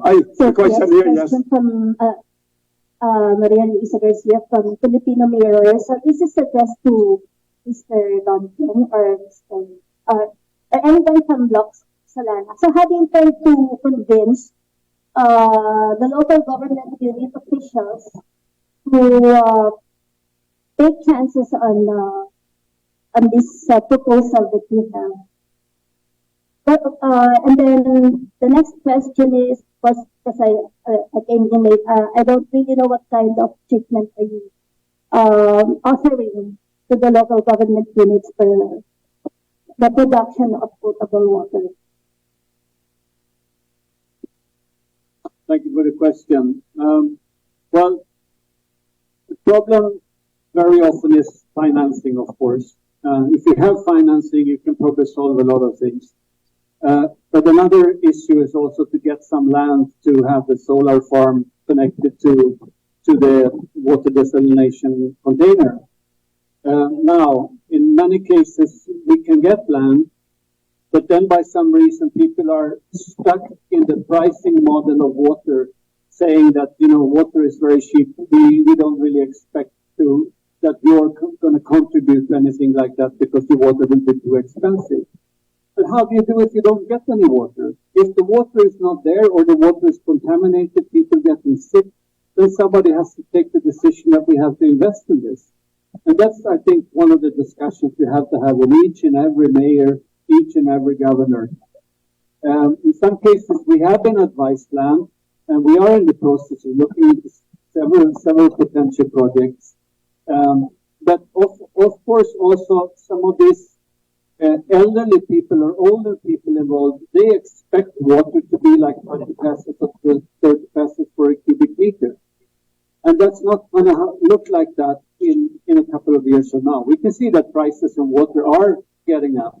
And I think price from Manila water now is up to 40 pesos, while it was around 20, 25 pesos just for a couple of years ago. So of course the price is helping us also to do this type of the project. But I think we have to knock on the doors of the mayors to tell we want to have proper clean water in our pipes, and or we don't get any water at all, and we just have to rely on drinkable water from the bottles. And very few people, actually, about half of the population, can afford to do that. The rest, they are, advised to use the water that they get from various sources, and that water can be definitely contaminated or bacteria and other things that you don't really want to have. Okay, so since we're talking about the funding, I guess you're very well aware of the system in the government, in the local government units, that you have to go through certain processes like bidding. And how do you intend to bring down your proposed prices to be able to get them to convince them to get your proposal? The Donde can answer that too. But one of the problems is that many cities and municipalities, they don't think they have a problem. So you have to detect the problem first.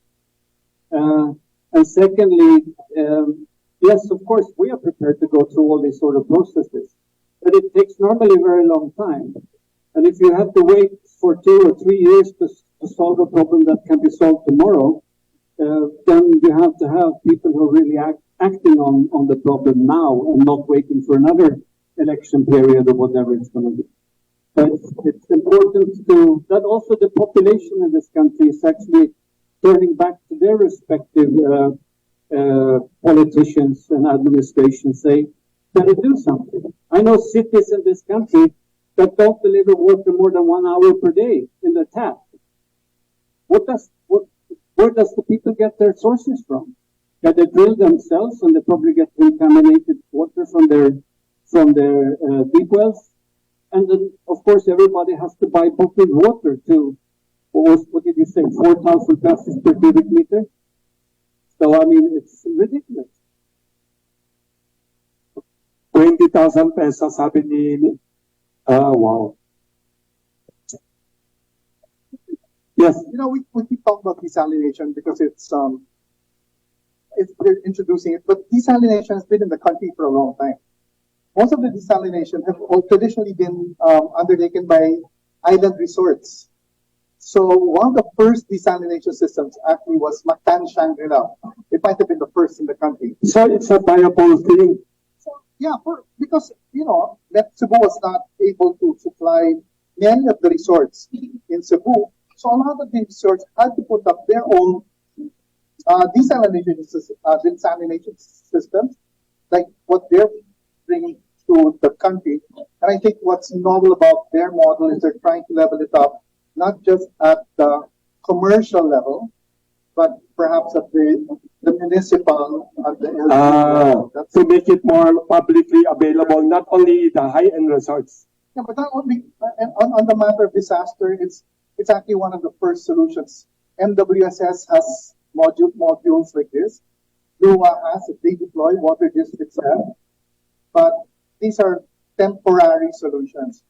And I think what our Swedish colleagues here bring are more permanent solutions. I think it's ideal, for your island communities. And computerized, human error. Yeah. That's a good thing. Yes. Everything's AI now. Yes, so that's another fantastic and thing. there's why you mentioned part, which is not near NEC. Yes. It might be good for the solar. Subic maybe. Subic might be ideal. So, and again, we're not archipelago. It's inevitable. We're going to have to rely on desalinated water, on salt water, because you can only have so much water for water from surface and ground. And we don't want to use desalination for rice. And Why? It's so expensive. You don't need desalinated water. This is for drinking lang kasi. Right, so maybe you might want to reallocate water in the future. Yes. Because as technology improves, drinking. then you go desal and then the dams and circuit And the river irrigation. Yes. There's another question about related to the water issue. Two people here texted asking if it's possible, because Sweden is one of the wealthiest countries in the world. Can you request the Swedish government to, if they have, like once in a while they have some aid project or loan project, can this be part of it? Can like the Swedish government say, we will give loan and our private sector can provide the water, like what Japan and China and US are doing with the trains? The financing could be from Sweden, or you take care of it wherever it comes from. Well, in the project that we're now starting in Rizal very soon, actually, we are getting European financing in that. So no problem. It's not specific Swedish, but it's European financing. Oh, very good. And secondly, Asian Development Bank also open to that. Is very open to this. I've done presentations to Asian Development Bank, and they're super interested in this. Yes. It's just that it's a long process to go through Asian Development Bank to provide funding for things like this. But they really, really want us to do it, and they will support us. Somebody asking, do you already have an area for your prototype? Do you have a target area? Is it in Visayas, Mindanao? Do you have an ideal area for a prototype? It's first of all, it's not a prototype. This has been going on for 5 years already, so it's not a prototype any longer. Yes. But you can call it proof of concept in the Philippines, but specifically for the Philippines. Yes, we're going to set up the first system now in Rizal. Rizal province. And then hopefully later we will set up in Batangas, in La Union, in Cebu, in Mindanao, in Mindoro. There are many places where we have discussions ongoing right now.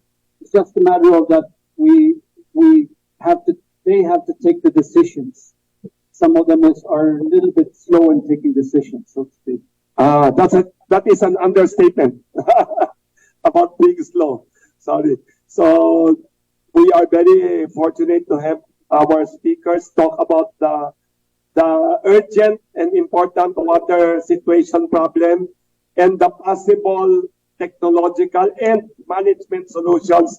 Sabi ni Mr. Alikpala, we lack time, so we maybe in the future have another session with maybe some LGU like governor or mayor here. We'd like to invite our speakers for their closing statement. It's one. This is not according to age or looks or it's based on geography. So based on geography, we'll invite again the very distinguished and expert on water, Mr. Dondi Alikpala, to summarize his thoughts and ideas with a closing statement. Mr. Dondi Alikpala, what's going to happen with water in the Philippines and desalination as an option and all that? Well, again, it's we're looking. The problem's vast. The problem for water is vast, but it can be managed. We have to go beyond traditional solutions of deep wells and surface water sources. We have to be more creative. We have to find ways to harness the drainage, harness floods, desalination, and to a large extent, the solutions are going to be technology. But you need really good leaders, good institutions, and good managers, and good governance practices to make it happen. And the problem's solvable, but we just get. But that's what we appreciate for like this to raise the consciousness of the people, raise our leaders, raise our policymakers to put water and sanitation issues at the forefront of things that need to be addressed. So, salamat Wilson for inviting me. So you are very, very enlightened and very good on this issue. Thank you for your thought-provoking ideas, Mr. Dondi Alikpala. Next, we'd like to invite Mr. Roy George Lund. I don't want to make wrong pronunciation. I do always look. Yes. From Aqua Veritas for your closing statement. Yeah, thank you, Wilson, for inviting me as well. To summarize, our technology, which coming from Sweden, is that, as I said before, reverse osmosis system is an old system. And what we have done is we have taken to another level. So the system is 100% more or less computerized. You can close the door on the container, go home, and the system will provide drinking water 24/7. Sorry to interrupt. There are there are two other media people asking questions. Sorry. So maybe we can give room for 2 or 3 questions and maybe request short answers for a chance for them to. There's a journalist via Facebook Live asking, how come there are not many companies doing desalination in the Philippines? What is the distinct advantage of your system compared to available desalination and other systems in the Philippine market today? Kasi kwento ni Mr. Alikpala, there are resorts doing it and all that. What is the difference? Tinanong ng journalist kasi sinabi lang. Yes. So thanks for the question. Alam mo, it's so interesting in the Philippines. There are some private companies that has used desalination systems, but no one knows how to use it. It's like having a Jaguar, I don't know, a machine that you don't know how to use. So through time, they don't know how to take care of it. I've showed you the typical human errors that happen, and they don't know how to, fix it. So napabaliwala lang. In the end, they go back to the normal, supply that they go to a boat and have water delivered. On the other hand, because this system, Aqua Veritas, is 100% fully automated, that takes out the human error on making sustainable desalination system. So you're saying this is like no more human error intervention. Yes. So you're saying, and then somebody asking also, I forgot to ask, what do you mean by containerized? Kasi is it like the container that you use for importing things? Yes, correct. That rectangular box? Yes. You can just put it on the truck and then go like to portable. Yes, portable. Like for example, this month there's a disaster in Leyte. You are there, and next month there's another one in Catanduanes. You can visit there. That's the idea. Yes, very correct. So it's really portable. So again, in Sweden, they've been using it for a village here beside a lake. They've been using it in a golf course. Actually, there's a big issue for golf courses getting a lot of water. There's no water sources. So this is actually a good way for golf courses to sustain their greens without having an issue with water supply and demand. Another journalist from TV saying, is your system, can you change it and upgrade it like a car, you have an old system from you now, and later on you have more money, you want to make it bigger and Correct. change Actually, it. Is the it questions possible? are very good from our viewers. Yes, yes. So yeah, you can, because it's a container, as you can see, shown you pictures inside. There's space to upgrade or even downgrade if you don't need that much water anymore for output. Yes. Somebody suggested also, a journalist, you should also not only politicians, maybe you can go to the big civic and business orgs that do charities. Right. Now they have this budget for calamities, maybe you can offer as an option now. And if that's possible, how much is the rough estimate cost now of one containerized that they could bring from provinces to provinces? So actually, again, the price depends on how many filters you will use. So using the filter, it depends how many cubic water you need to actually supply. So you can get the most minimum and just What is an for a budget. example now of a minimum? Wild guess, or you can just message. Actually, they've mentioned already 50 pesos per cubic meter. So something like that. So it depends on how much. Yes. How much the capacity you want to provide in your community. Thank you. We have many other questions. Can we send the questions to you? Nga. Yes, they have so many questions. Meron pa ito. Follow up. One or two more. Last. Okay na? Okay na, no? Thank you, thank you. Sorry for the lack of time because we will be serving nice lunch to everyone. So, thank you very much. We need to have a part 2, I think. And we could get some political leaders to come here and react. You and political leaders to react. And maybe, aside from react, they could just act. Diba? Para sa hindi nga very slow. Next, we'd like to invite for closing statement the younger brother of those Longren, just kidding, Mr. Klaas Longren from Lok Solana Energy Corporation.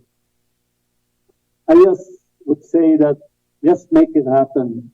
This shouldn't be a problem. And United Nations has stated that by 2030, everybody in the whole world should have drinkable water. That's only in 7 years from now. So in the Philippines, we have the possibilities to solve this problem. Let us make it happen. Thank you very much, Mr. Klaas Lundgren, for your closing statement. Last but not the least, a lot of expertise also from Dr. Sunshine Tan. Can you please kindly summarize your ideas, your thoughts, and what Aqua Veritas and Sweden could offer the Philippines in this time of non-stop water supply problems? Oo nga, non-stop talaga. Actually, Sir Don, you mentioned na let's not focus also in Metro Manila but other parts of the Philippines. So, kung ang Miss Universe wini-wish world peace, ako wini-wish ko clean, safe water to all Filipinos. Again, alam nyo, dito sa Philippines, we now have our first subway station. We have a lot of firsts. So sana maging country rin tayo na develop sa it's one of our most basic need, water. And I hope na this system or this technology, people would actually grab this and not take it for granted. So yon. Thank you very much for all the questions and your time here. Thank you. Last question, may pahabol. Interesting. People are talking about possible nuclear power plant and all that. Is it possible to have a massive desalination plant of a big scale for a town or a city using your technology? Instead of containers, can someone, if for example, a mayor suddenly says, somebody asking here, another journalist asking, can one mayor or governor said, I want a big desalination, containerized, computerized plant in my town? Is it possible? A massive one? Yes, of course. So you can scale it to big or small, depending on the need. Many thousand cubic meter per day. You can do that. Oh yes. So that's very exciting, huh? This is very exciting. It's not just container size. You can have a bigger size. Wow, and we have, I think, one of the, Mr. Alekpala said at the beginning that we have population growth and it's growing still.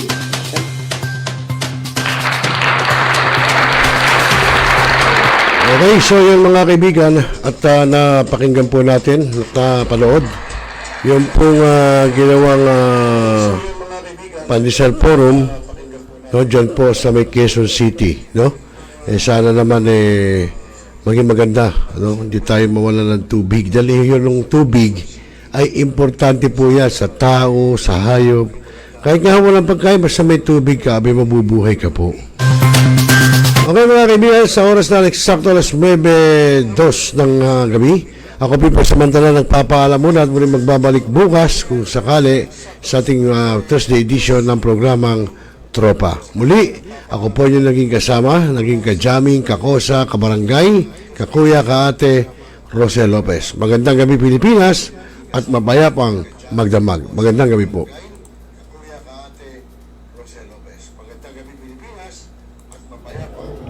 Responsable ka bang gun owner? At mahaba ba ang iyong pasensya? At hindi ba intin ang iyong ulo? Alam mo rin ba ang batas hinggil sa pag-iingat ng baril o firearms? Kung hindi, a responsible gun owner? Are you a responsible gun owner? Are you a responsible gun owner?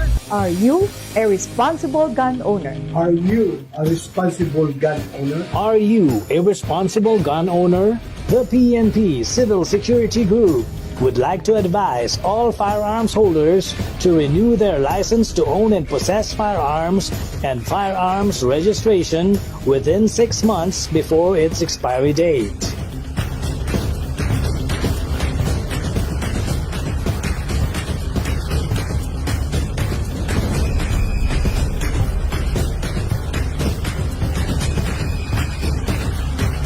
Tumawag na at makipag-ugnayan.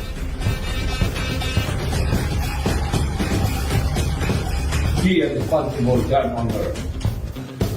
One Gun Pilipinas ang sagot mga katropa at kagangers. Tayo ituturo sa inyo ng One Gun Pilipinas o OGP ang lahat ng legal na paraan at proseso upang ikaw ay maging isang responsableng gun owners.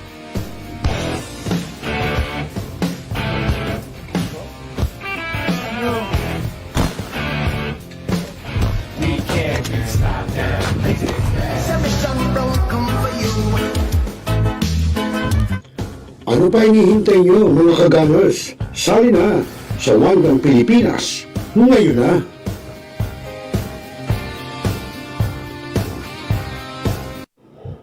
Now, we are Talakayin. The biggest destruction of dangerous drugs worth 1. Rebisahin. Opinyon. Malawaking. Aksyonan. Kasama si ROCEL LOPEZ, ang inyong katropa sa pagbabalita. Dito lang sa Millennial Online TV. Tutok na mga katropa! Hi, this is Hilary Gadon. Nananawagan ako sa ating mga katropa, no? At mga kaibigan, mga kababayan na palaging tumutok sa Millennial Online TV. At yan ay pinangunahan at yan ay pinangangasiwaan ng aking kaibigan na si ROCEL. At ang mga nanunood dyan ay hindi bobo! Mga kababayan, ang pambansang awit ng Pilipinas. Kayang magiliw, pero sa sinakalan, alam ng puso, sa titik mo'y buhay.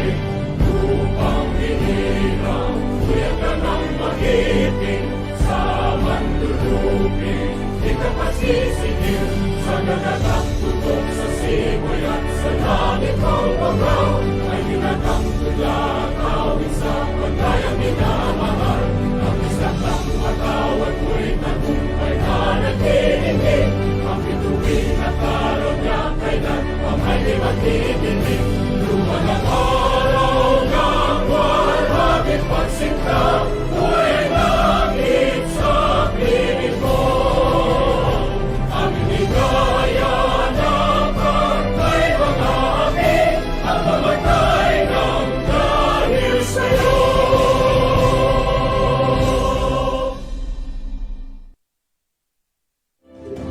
Sa lahat ng bumubuo ng Millennial Online TV at sa lahat po ng sumusuporta, maraming salamat po. Millennial Online TV is now signing off.